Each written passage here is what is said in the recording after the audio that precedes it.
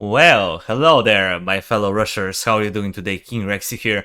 Today we're gonna be making yet another hero review. This one was made by McPlesk, and it's a hero for Kingdom Hearts Frontiers named Fate, the Galactic Bounty Hunter.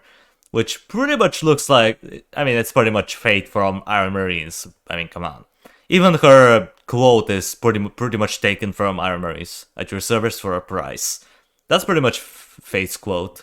But still, we're gonna see what I would assume this is like Fate if she was in Kingdom Hearts Frontiers, because that's what in which game she's meant to be in. So let's go ahead and see what we have here, because I'm kind of interested, because if you don't know, in Iron Marines there's actually no stats. You don't see any HP amount, damage, range, armor, movement speed. You don't see any of that. So it's actually quite unique to see what stats she might have had. So let's see what we have here. So she has both melee and range combat capabilities, which is very nice. I love heroes who can have both melee and ranged attacks. Her melee attack speed is 0.2 seconds, which is quite a lot. Like, wow, 0.2 seconds. That's like 5 attacks per second. Which is per second. Wow. Ranged attack speed, 3 seconds. Oof. That is quite slow. That's like ball and first level of slow. So let's hope that her damage is actually great. So her range is 500, which now let me just think about a tower that has 500 range. I can't come up with a good example right now because I'm not that big of an expert in Kingdom Hearts, but that's a pretty long range. It's a long range. Let's just leave it at that. Her movement speed is medium at 2.5, but she also has teleport, and she turns invisible while running to a side and reappears elsewhere. Oh, so she goes invisible and then appears on the position that you wanna put her in if she teleports. Pretty unique way for teleportation. I like it. Respawn time 20 seconds.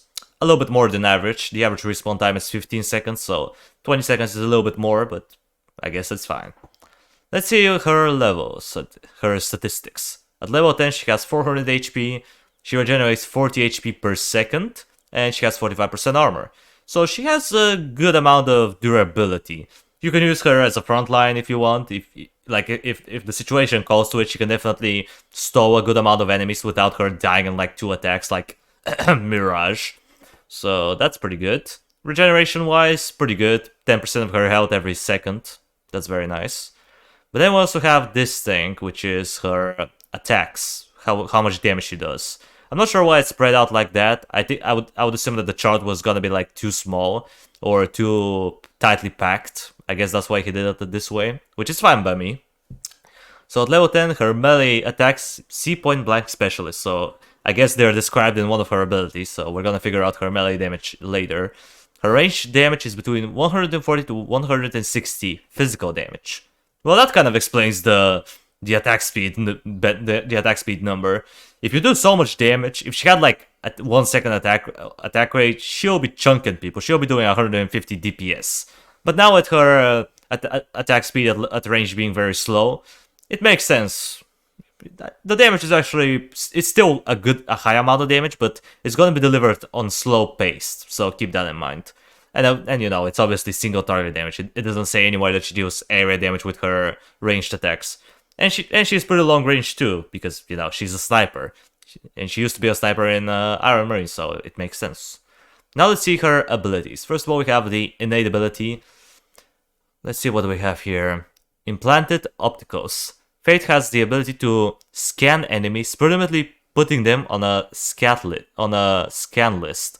This gives her certain advantages against all enemies of the same type for the rest of the level. Ooh, adaptive ability. Now that's somewhat of a unique idea. My 102nd hero design has something like this going for him.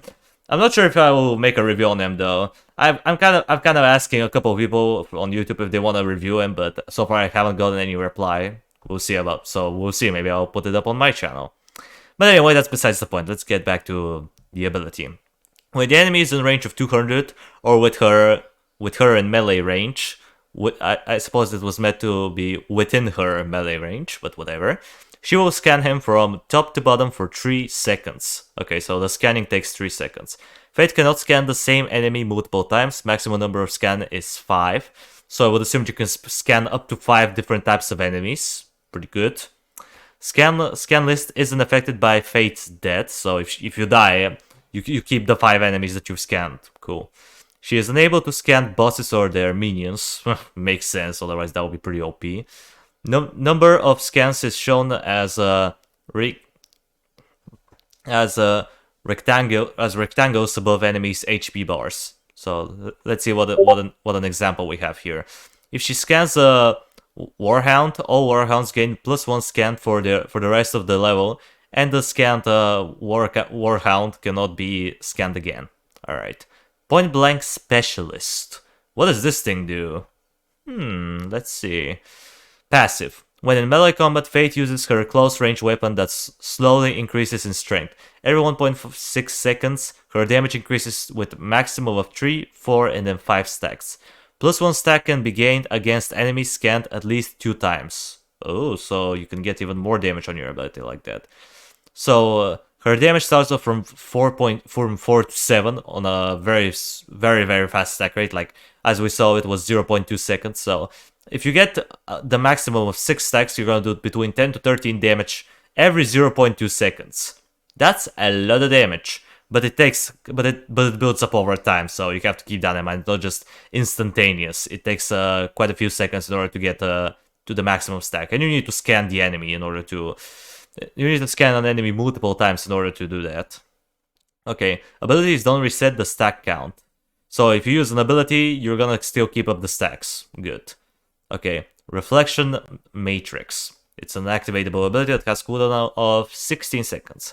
Fate casts a shield around herself and up to 6 close allies, area of 300, with a reflection shield with 120, 190, and then 260 HP for 12 seconds. If an enemy hits a shielded ally, the damage is reflected back to the enemy as true damage, while the shield also takes the damage. If an enemy overkills the shield, the entire attack is still reflected, and the shield breaks while the ally doesn't receive any overkill damage. The shield takes 30% less damage from enemies scanned at least 3 times. Ooh, that's actually a very cool ability. Okay, so not only do you get a shield, do you get a shield on you, but also on your choke point. So you get a lot of additional bonus HP with reflect damage, true damage, which is making it even better.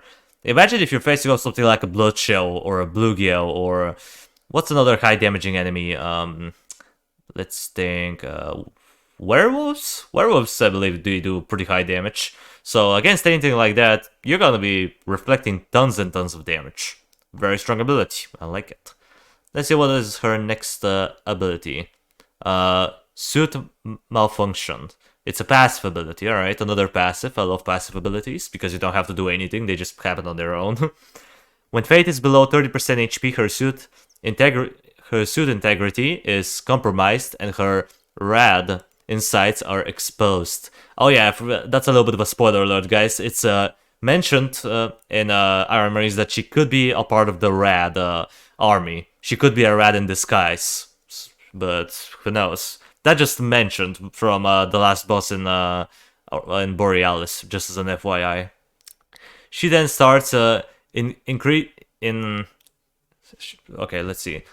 Then after that she starts incinerating surrounding enemies by her presence, doing 5, 7, 9, and then 11 true damage per second. So you get an AoE aura around you. The area is the same as Dread Aura, so it has some decent reach.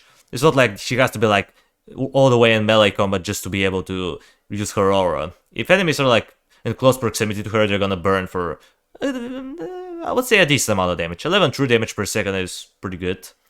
While the suit is malfunctioning, Faith loses all her armor and can't teleport. Oh, so it has a negative to it. I should have figured it out. It's called malfunction after all. It's not called an upgrade. Malfunction is usually pretty bad. She can still use all her other abilities. But fear not, so that Fate doesn't suffer for too long. The suit self-repair matrix is activated and she gains 10 HP per second, regardless whether she is idle, moving, or in combat. This healing stops once she's above 30% HP. This ability is present even when not upgraded. So, alright. That's a pretty deep ability, and it's very good. So when you get below 30% HP, you get a damage aura around you that does a pretty good amount of damage. But you also lose your ability to teleport, and you lose your resistance. So you're just a health bar with no armor or magic resistance to accompany it. However, you also regenerate 10 HP per second, regardless of what happens. So you get a consistent regeneration. So what you can do is, if you don't really need the aura and you just got her low on accident, you could just retreat her and wait for the repair matrix to just, get your HP all the way up to 30% HP, and then boom, the suit malfunction is gone, and now you get all your armor in the teleport. Pretty good. Pretty interesting ability. Concussion Blast. Cooldown of 12 seconds. Fate throws a flashbang and stuns affected enemies for 3 seconds. The area is the same as Release the Kraken, so pretty medium-sized AoE. The stun duration is expired by 0.5 seconds for every scan on the enemy, so if you get 6 scans, if you get like 5 scans, let's leave it at 4 for simplicity. You can get a stun of 5 seconds. That's an incredibly long stun, though. I mean, it's not anywhere near as OP as Ice Cold, but still, that's a very chunky AoE stun. Kinda reminds me of Tramin in Kingdom Hearts Revengeance. His flashbang used to last for like 4.2 seconds, which is insane amount. So this number right here can be manipulated depending on how many scans you get. Okay, let's see what her next ability has to be.